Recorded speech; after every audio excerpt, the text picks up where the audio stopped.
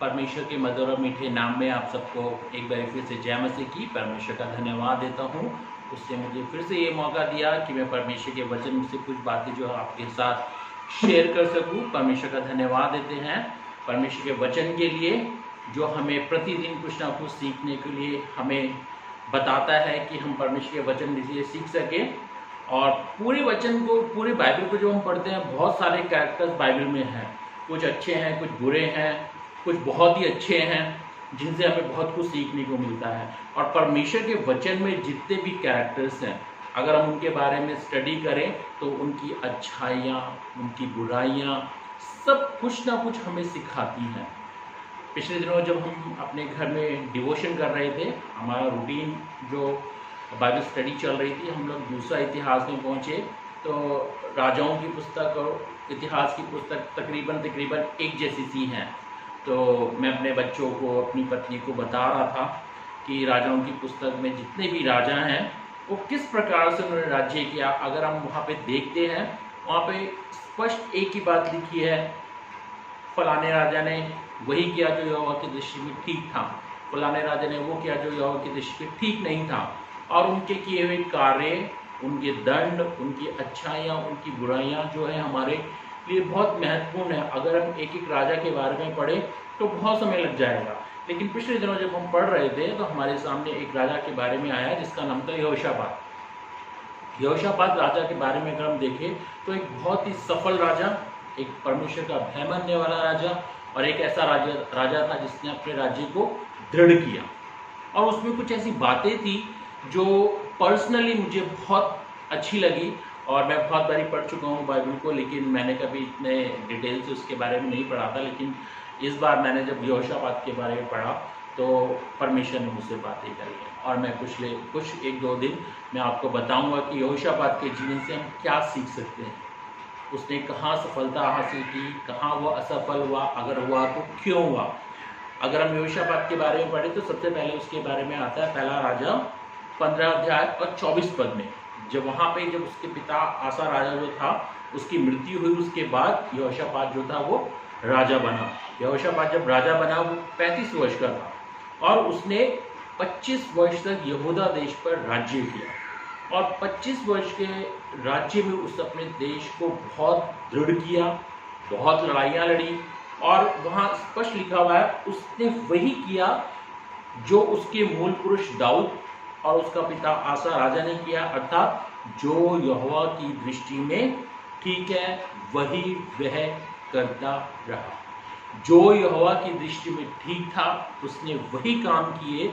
और जो यहोवा की दृष्टि में ठीक था वो, अगर हम देखें तो व्यवस्था के विवरण और गिनती की पुस्तक और व्यवस्था विवरण में बहुत सारी बातें जो है परमेश्वर ने मूसा को और यहोशू को बताई थी। अगर हम यहोशू की पुस्तक पढ़ें और उसका पहले अध्याय में परमेश्वर का वचन कहता है, इतना ही हो कि तू हियाव बांधकर और बहुत दृढ़ होकर जो व्यवस्था मेरे दास मूसा ने तुझे दी है उन सब के अनुसार करने में चौकसी करना, और उससे ना तो दाहिने मुड़ना और ना बाएं। और जहां जहां तू जाएगा वहां वहां तेरा काम सफल होगा। व्यवस्था की ये पुस्तक तेरे चित्त से कभी ना उतरने पाए, इसमें रात दिन ध्यान दिए रहना, इसलिए जो कुछ इसमें लिखा है उसके अनुसार करने में तू चौकसी करे, क्योंकि ऐसा ही करने से तेरे काम सफल होंगे और तू प्रभावशाली होगा। अब यहाँ देखते हैं यहोशू को परमेश्वर ने ये आज्ञा दी थी कि तू परमेश्वर के वचन को स्मरण रखना, और अगर तू उन बातों को करने में चौकसी करेगा तो मैं तुझे सफलता दूंगा और परमेश्वर की व्यवस्था कभी भी तेरे चित्त से उतरने ना पाए। और जब हम देखते हैं यहोशू इज़राइल में पहुंचा, उन लोगों को लेके जो रास्ते में पैदा हुए थे और जो छोटे बच्चे मिस्र में से निकले थे, और जब ये वहां जाके बस गए तो परमेश्वर यही चाहता था कि जो व्यवस्था उसने मूसा और यहोशू को दी है उससे वो लोग बिल्कुल भी इधर उधर ना जाए। और समय आने पर इज़राइल देश जो है मजबूत होता गया, राजा लोग आ गए। लेकिन जब लोग राजा लोग आए तो इन लोगों ने अपने अपने नियम बनाकर परमेश्वर को भूलने लगे। इसलिए हम देखते हैं कि राजाओं की पुस्तक में लिखा है उस राजा ने ऐसा किया और उसने वही किया जो यहोवा की दृष्टि में ठीक है। उस राजा ने वो किया जो यहोवा की दृष्टि में उचित नहीं था। और हम देखते हैं उनके परिणाम भी वहाँ पर देखने को मिलते हैं। लेकिन हम जब यहोशापात के बारे में हम देखते हैं तो यहोशापात से हम लोग बहुत कुछ सीख सकते हैं। पर्सनली बहुत सारी बातें मैंने यहोशापात से सीखी और आज मैं उन बातों को थोड़े समय से मैं लेकर आपको बताना चाहूँगा। सबसे पहली बात जो थी उसके अंदर खूबी थी कि उसकी चाल जो थी सब प्रकार से उसके पिता आसा राजा की तरह थी और आसा राजा ने वही किया जो यहोवा की दृष्टि में ठीक था। उसने कोई भी ऐसा काम नहीं किया जो यहोवा की दृष्टि में अनुचित था और वह वही करता रहा जो परमेश्वर को अच्छा लगा और वो उससे बिल्कुल भी नहीं मुड़ा। उसने वही किया जो परमेश्वर यहोवा ने उससे कहा। और जब वो राजा बना तो राजा बनने के बाद उसने सबसे पहले उसने इज़राइल के विरुद्ध अपने देश को मजबूत बनाया। उसने अपने राज्य यहूदा राज्य को मजबूत बनाया और उसको उसके बल को बढ़ाया, अर्थात उसने बहुत सारी सेना बनाई और उसने यहूदा के सब गढ़ वाले नगरों को जो उसके पिता आसा राजा ने जीत लिए थे उनमें उसने सिपाहियों को नियुक्त किया। एक अच्छे राजे की ये पहचान थी कि उसने अपने राज्य में सैनिक व्यवस्था को मजबूत किया, क्योंकि वो जानता था कि यहूदा देश में आसपास जितने भी लोग हैं जरूर से लड़ने के लिए आएंगे और उसने अपनी सेना को मजबूत किया।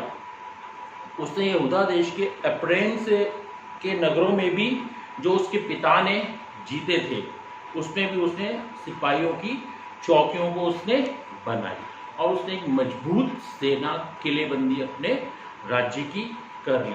और जब उसने अपने मूल पुरुष दाऊद की तरह जब उसका चाल चलन का अनुसरण किया और उसने क्या किया, उसने वो किया जो परमेश्वर ने कहा, अर्थात वह बाल देवताओं की खोज में बिल्कुल भी नहीं लगा।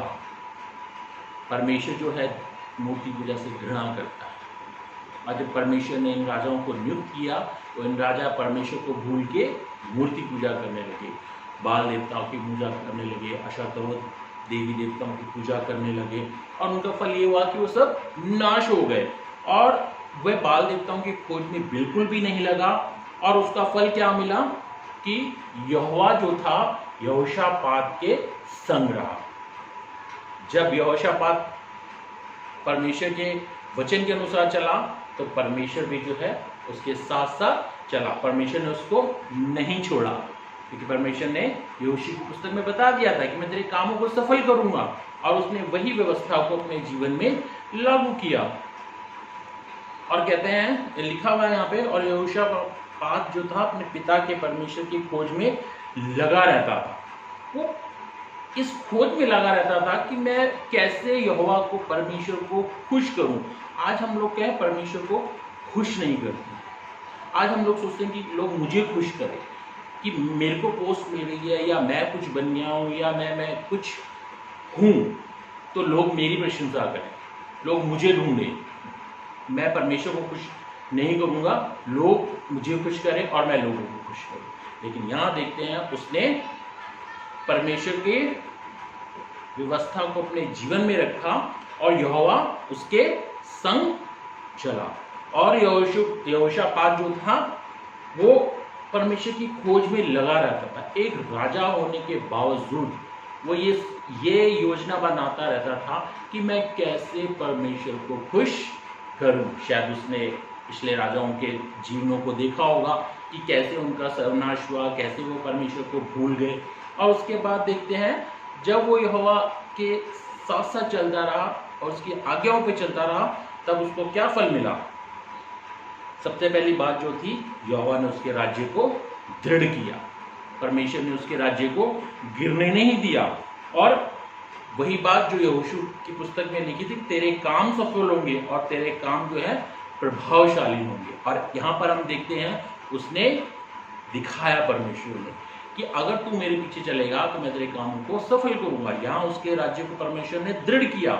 और उसके बाद देखते हैं सारे यहूदी, जितने भी आसपास के यहूदी थी, सब उसके पास भेंट लेकर आते थे। इतना डर समा गया था लोगों में कि ये परमेश्वर के पीछे चलने वाला व्यक्ति है, ये हमारा राजा है, इसने हमारे राज्य को दृढ़ किया है। तो जितने भी यहूदी सब उसके पास भेंट लेकर आते थे, और उसका फल क्या हुआ? वो बहुत धनी हो गया। पहली बात, परमेश्वर ने उसके राज्य को दृढ़ किया। दूसरी बात, उसको परमेश्वर ने धनी बनाया। और उसने तीसरा काम जो सबसे बड़ा किया, उसने यहूदा से ऊंचे स्थानों पे जहां पे मूर्ति पूजा थी, सबको उसने नाश कर दिया, उन सबको वहां से उसने दूर कर दिया। और सबसे अच्छी बात जो शायद हम बहुत कम लोगों में देखने को मिलती है, जब मैं इस अध्याय को पढ़ रहा था, मैं मेरे बच्चों को बता रहा था कि ऐसे लोग बहुत कम होते हैं। वहां लिखा है, उसकी सबसे अच्छी बात थी, यहोवा के मार्ग में चलते चलते उसका मन मगन हो गया। अर्थात उसके पास और कोई काम नहीं था, उसका एक ही काम था कि मैं कैसे परमेश्वर को खुश करूं, मैं कैसे यहोवा परमेश्वर को प्रसन्न करूं, मैं कैसे परमेश्वर की आज्ञाओं को पूरा करूं, कैसे उसकी व्यवस्था को अपने जीवन में पूरा करूं। देखिए, अगर हम परमेश्वर के वचन को अपने जीवन में पूरा नहीं करते, अगर हम परमेश्वर को खुश नहीं करते हैं, हम उसके वचनों के ऊपर नहीं चलते हैं, उसके पीछे नहीं चलते हैं, तो हमारा जीवन व्यर्थ है।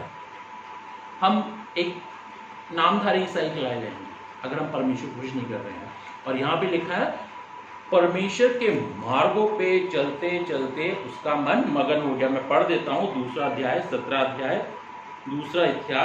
अध्याय 6 पद पे लिखा हुआ है, यहोवा के मार्ग पे चलते चलते उसका मन मगन हो गया। फिर उसने यहूदा से ऊंचे स्थान अशेरा नामक मूर्तें दूर कर दी। अब वो इतना मगन हो गया कि उसे सिर्फ परमेश्वर को खुश करने के अलावा कोई काम नहीं। उसका मन जो था मगन हो गया। आज हमारा मन कहाँ लगा? आज हम किसको खुश कर रहे हैं? क्या हम परमेश्वर को खुश कर रहे हैं, या हम इंसानों को खुश कर रहे हैं, या मैं खुद को अपने आप को खुश कर रहा हूँ या खुश कर रही हूँ? क्या मैं परमेश्वर के कार्यों में अपने मन को लगा रहा हूँ? क्या मेरा मन इतना मगन हो गया है कि मुझे और किसी चीज की धुन ही नहीं है? और यहाँ हम देखते हैं कि वो चलते चलते उसका मन मगन हो गया। और वो इतना मगन हो गया कि एक चीज और उसने की अपने जीवन में, अपने राज्य की तीसरे वर्ष में जब उसका राज्य धीरे धीरे धीरे धीरे दृढ़ होने लगा, तब उसने क्या, अपने राज्य के तीसरे वर्ष में उसने हाकिमों को नियुक्त किया कि जाओ, जाकर नगर में व्यवस्था की शिक्षा को दो। 17 अध्याय के 7 पद में लिखा हुआ है, उसने अपने राज्य के तीसरे वर्ष में अपने हाकिमों को यहूदा के नगरों में शिक्षा देने को भेज दिया कि जाओ, जाके लोगों को परमेश्वर का व्यवस्था को बताओ, कहाँ लोग चूक रहे हैं, कहाँ लोग परमेश्वर से दूर भाग रहे हैं, क्या वो परमेश्वर की व्यवस्था को अपने जीवन में लागू किए हैं कि नहीं। इसलिए उसने अपने हाकिम को बोला, जाओ जाओ, जाके लोगों को जाके बताओ, क्योंकि हो सकता है बहुत सारे लोग परमेश्वर की व्यवस्था को भूल गए, क्योंकि उनके पूर्वज सब लोग खत्म हो चुके थे, ये न्यू जनरेशन थी। उसने कहा जाओ, जाके शिक्षा दो। और 9 पद में लिखा है, अतः उन्होंने यहोवा की व्यवस्था की पुस्तक को अपने साथ में लिए हुए जाकर यहूदा में शिक्षा दी, और वह यहूदा के सब नगरों में प्रजा को सिखाते हुए घूमे कि परमेश्वर की व्यवस्था को पढ़ो, परमेश्वर की व्यवस्था को अपने जीवन में लागू करो, परमेश्वर इससे खुश होता है। और उसके बाद हम देखते हैं, जब उसने ये काम किया तो यहोशापात का डर जो था यहूदा के आसपास के सब देशों में ऐसा समा गया कि कोई भी उससे लड़ने के लिए नहीं आता था। वो जानते थे कि अगर हम यहोशापात के पास जाएंगे लड़ने के लिए तो हम हार जाएंगे, क्योंकि वो जीतते परमेश्वर के पीछे है, और जीतता परमेश्वर जो है उसके साथ है। और उसके बाद हम देखते हैं परमेश्वर ने उसके नगर को इतना दृढ़ कर दिया कि राज्य राज्य के लोगों में उसका डर समा गया, और उन्होंने यहोशापात से युद्ध ना किया। परमेश्वर का धन्यवाद इस वचन के लिए, यहोशापात के जीवन के लिए। आज जब मैं आपके सामने इस वचन को लेके आया, मैं सच बोलता हूँ, मुझे ये पद इतना अच्छा लगा कि यहोवा के मार्ग पे चलते चलते उसका मन मगन हो गया। दूसरा इतिहास 17 अध्याय को अगर हम पढ़े तो हम यहोशापात के बारे में पढ़ सकते हैं, समझ सकते हैं, बहुत ही ध्यान से उसके बारे में सीख सकते हैं कि आखिर उसमें क्या गुण थे। उसने 2 ही गुण थे, उसने वही किया जो यहोवा परमेश्वर की दृष्टि में ठीक था, और वो परमेश्वर की खोज में लगा रहा कि मैं परमेश्वर को कैसे खुश करूं, मैं परमेश्वर को कैसे अपने जीवन से महिमा दूं। मैं और जब वो परमेश्वर की खोज में लगा तो यहोवा उसके संग रहा, यहोवा ने उसके जीवन में काम किया। मैं अक्सर अपने वचनों में बोलता हूँ कि हम अपने जीवन में परमेश्वर यहोवा को कार्य करने का मौका ही नहीं देते। क्यों? क्योंकि हम अपनी रीति से चलना चाहते हैं, हम अपने तरीके से चलना चाहते हैं, परमेश्वर के वचन के अनुसार नहीं। हम अपनी योजनाओं को पहले रखते हैं। यहाँ यहोशापात वही करता था जो परमेश्वर उसको बोलता था, जो उसने व्यवस्था में सीखा वही उसने किया, और उसका डर जो था वो सब राज्यों में समा गया, और वो इतना परमेश्वर के पीछे चलने लगा कि उसका मन मगन हो गया। आज मैं आप लोगों से बोलना चाहूँगा कि हम भी परमेश्वर की व्यवस्था को अपने जीवन में लागू करें। अगर आज हम परमेश्वर की व्यवस्था को नहीं अपने जीवन में लागू कर रहे, अगर हम परमेश्वर की व्यवस्था के अनुसार नहीं चल रहे हैं, उसके वचन को अपने जीवन में नहीं लेकर आ रहे हैं, तो हमारा जीवन व्यर्थ है, इसलिए हमारे जीवन में काम नहीं है। बहुत सारे लोग मुझे बोलते हैं परमेश्वर हमारी प्रार्थनाओं को सुनता ही नहीं है। आप कितनी बारी परमेश्वर के पीछे गए, आपने कितनी बारी उसको खोज किया, और कितनी बारी आपने उसको प्रसन्न किया, और कितनी बारी आप उसके काम करते करते मगन हो गए। आज हम कहीं और ही मगन हैं, दुनिया जहान की बातें हैं जिसमें हमें मगन रहना अच्छा लगता है। लेकिन आज परमेश्वर का वचन हमें कहता है कि हम यहोशापात की कुछ बातों को अपने जीवन में लागू करें। आगे मैं 1-2 वचन के बाद मैं और बताऊंगा आपको कि यहोशापात के जीवन में परमेश्वर ने और काम क्या किया, उसने कैसे लड़ाइयाँ लड़ी। इसके बाद 2-3 घटनाएं हैं जो बहुत ही सीखने लायक है हमारे लिए, और हम उससे बहुत कुछ सीख सकते हैं। कई जगह पे यहोशापात चूका भी, लेकिन परमेश्वर के पास वो वापस माफ़ी मांगकर आ गया। परमेश्वर का धन्यवाद इस वचन के लिए, और मैं चाहूँगा कि आप इस पुस्तक को 2 इतिहास 17 अध्याय को एक बार जरूर पढ़ें। परमेश्वर आपको आशीष दे। अगर आप कोई सवाल करना चाहते हैं तो आप मुझे कर सकते हैं। मेरा व्हाट्सएप नंबर है 811122251716। आइए हम लोग प्रार्थना करें। प्रभु तेरा धन्यवाद देते हैं आज के सुंदर दिन के लिए, धन्यवाद देते हैं प्रभु, तू राजाओं का राजा है, प्रभुओं का प्रभु, अनुग्रहकारी दयालु कृपालु प्रभु। तेरा धन्यवाद देते हैं आज के वचन के लिए जो तूने हमें दिया है। धन्यवाद देते हैं प्रभु यहोशापात के जीवन के लिए, जिसने पिता परमेश्वर अपने जीवन में तुझे पहला स्थान दिया। उसने वही किया प्रभु जो तुझे अच्छा लगता था, जो उसके मूल पुरुष दाऊद और उसके पिता जो तेरे पीछे चलते थे पिताजी, उसके अनुसार उसने अपने जीवन को चलाया और अपने जीवनों को आशीष को प्राप्त किया। धन्यवाद देता हूँ पिता परमेश्वर उसके जीवन के लिए। प्रभु उसने वही कार्य के लिए जिससे तू खुश होता था, और वो तेरी खोज में लगा रहा प्रभु कि कैसे मैं परमेश्वर को खुश करूँ, और तूने उसको सफलता दी। प्रभु हम प्रार्थना करते आज हमारी भी सहायता करें कि हम तेरे पीछे चल सके, हम तेरी खोज में लग रहे। हम बहुत सारी बातों में व्यर्थ अपना समय बर्बाद कर देते हैं पिता परमेश्वर, हमें माफ़ कर प्रभु, हम पे दया कर प्रभु। प्रार्थना करते हैं इस समय उसकी तरह हमारा जीवन ऐसा हो कि प्रभु कि हम तेरे कार्य के पीछे चलते चलते तुझमें मगन हो जाए प्रभु। आज हम और ही बातों में मगन है प्रभु, तू हमें माफ़ कर प्रभु। तेरा धन्यवाद देते इस वचन के लिए जो तूने दिया है प्रभु। आप हम सब के हृदय से इस वचन के द्वारा बातें करें। आने वाले समय में यहोशापात के जीवन से और भी बातों को हम सीख सके, हम देख सके प्रभु। धन्यवाद देते सब बातों के लिए। इस प्रार्थना को प्रभु यीशु मसीह के नाम से मांगते हैं, आमीन। जय मसीह।